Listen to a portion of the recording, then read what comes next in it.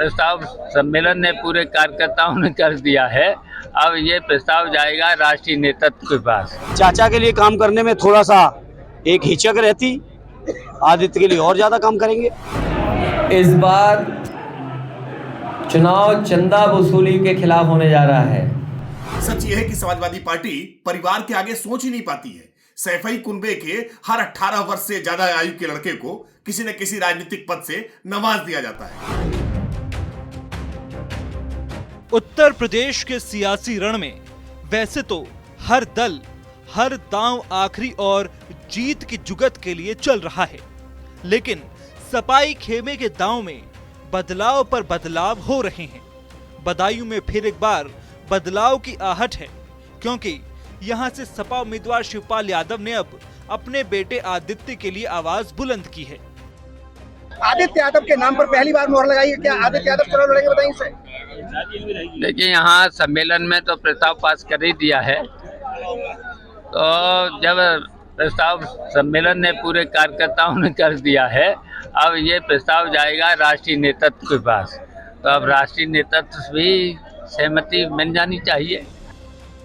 बदायूं में पहले धर्मेंद्र यादव उतारे गए थे, फिर उनकी जगह शिवपाल, और अब शिवपाल यादव की जगह आदित्य यादव अखाड़े में हो सकते हैं।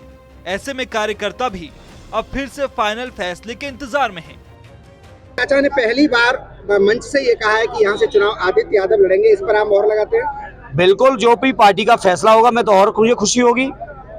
चाचा के लिए काम करने में थोड़ा सा एक हिचक रहती, आदित्य के लिए और ज्यादा काम करेंगे। सपाई खेमे में तो बदायूं, नोएडा, मेरठ, रामपुर, मुरादाबाद सरीखी सीटों पर बार बार बदलाव होते दिखे हैं। वहीं टूटी हुई हसरतों में एसटी हसन तो अभी तक पूछ रहे हैं कि मेरा गुनाह क्या था।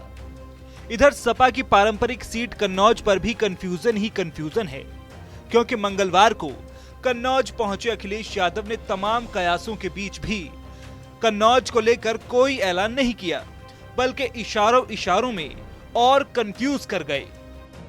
दिन अच्छे आने दो, नवरात्र के दिन सब जानकारी हो गया, और हमारे कार्यकर्ता जिसको चाहेंगे वो चेहरा होगा। इस बार चुनाव चंदा वसूली के खिलाफ होने जा रहा है। इधर कांग्रेस के कुनबे में अमेठी में राहुल गांधी को लेकर जल रही उम्मीदों की लौ उस वक्त धीमी पड़ती दिखाई दी जब राहुल गांधी ने आखिरकार वायनाड से नामांकन कर दिया। अब अमेठी रायबरेली पर कौन साधेगा कांग्रेस का हाथ, ये सवाल अभी भी बना हुआ है।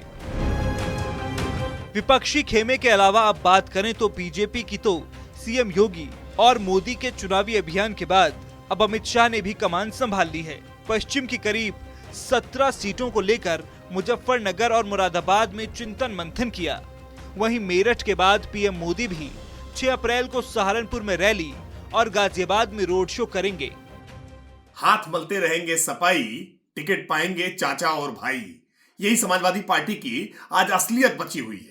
समाजवादी पार्टी में पहले बदायूं में शिवपाल सिंह यादव को कैंडिडेट घोषित किया।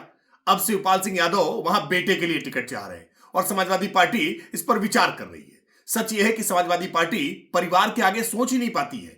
सैफई कुनबे के हर 18 वर्ष से ज्यादा आयु के लड़के को किसी न किसी राजनीतिक पद से नवाज दिया जाता है, और समाजवादी पार्टी का सामान्य कार्यकर्ता तो केवल नारे लगाने के लिए है, दरी बिछाने के लिए है। उसकी किस्मत में केवल यही लिखा है। बहरहाल लोकसभा चुनाव की बिसात पर पक्ष और विपक्ष के दांव और पेंच का दंगल जारी है, लेकिन सपा और कांग्रेस में कंफ्यूजन भी बहुत भारी है।